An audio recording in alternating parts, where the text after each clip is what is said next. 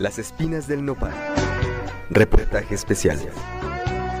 Julio Glockner Rosains, antropólogo del Instituto de Ciencias Sociales y Humanidades de la Universidad Autónoma de Puebla. La semana pasada hubo una serie de conferencias en el Alfonso Vélez Pliego y uno de los temas que se tocó fue el de interculturalidad.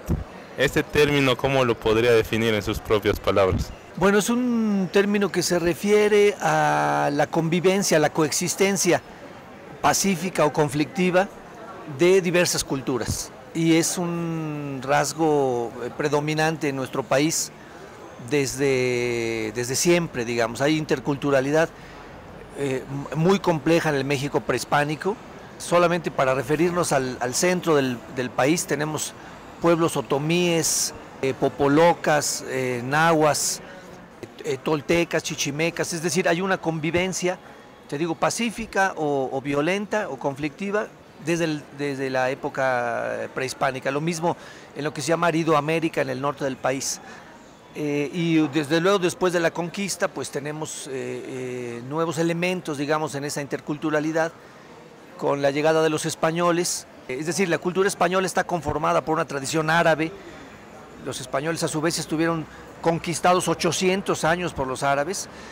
Hay influencia celta, hay influencia grecorromana, hay influencia judaica, es decir, los españoles no venían, digamos, tenían una cultura única, sino esa cultura a su vez fue forjada por un complejo de culturas y de relaciones interculturales en el viejo continente, en Europa. De manera que estos fenómenos son pues de una importancia extrema para poder ir deslindando las influencias culturales, para ver de qué están hechas, cuáles son sus componentes y poder entender un poco sus procesos, ¿no?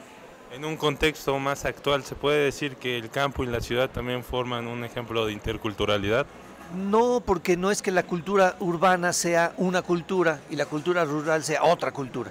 O sea, es una manera de dividir a la sociedad nacional para señalar algunos aspectos, dependiendo de lo que se esté estudiando y a lo que nos estemos refiriendo, pero sería erróneo tratarlo como dos diferencias, como dos campos distintos, culturalmente distintos. Es decir, en el medio rural hay muchos elementos ya de la cultura urbana que está compuesta por, la cultura urbana es un complejo intercultural también muy grande, de influencia anglosajona, de influencia hispana, latinoamericana, mexicana, es decir, depende, no se pueden hacer esos grandes cortes sin cometer errores, digamos. Si empezamos a analizar el tejido fino, vemos que está formado por un complejo entramado de influencias culturales. Le preguntaba a Mario Samaniego acerca de la radio comunitaria, si puede ser también un intento de interculturalidad o no.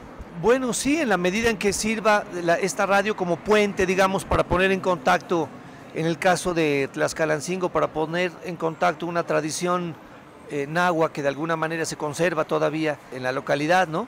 Los hablantes de náhuatl, algunas festividades, pero que ya están impregnadas también de catolicismo, es decir, no se puede hablar de una especie de sobrevivencia pura del México prehispánico en nuestros días. Eso está cruzado por 300 años de influencia española y por 200 años de influencia francesa, anglosajona, en fin.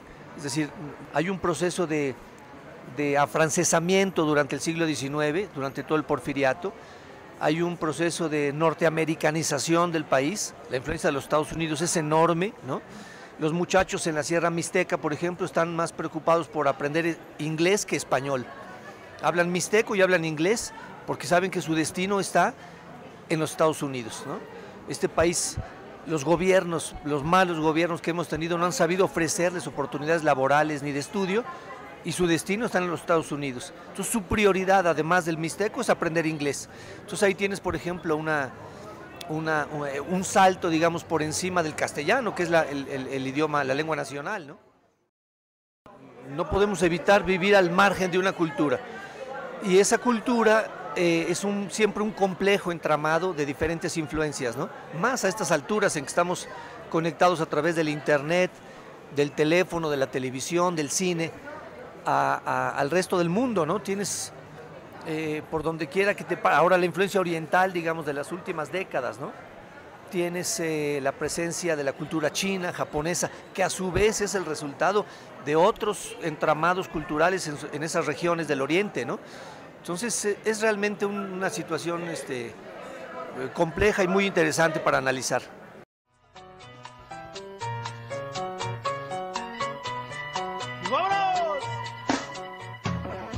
Las espinas del nopal. Reportaje especial.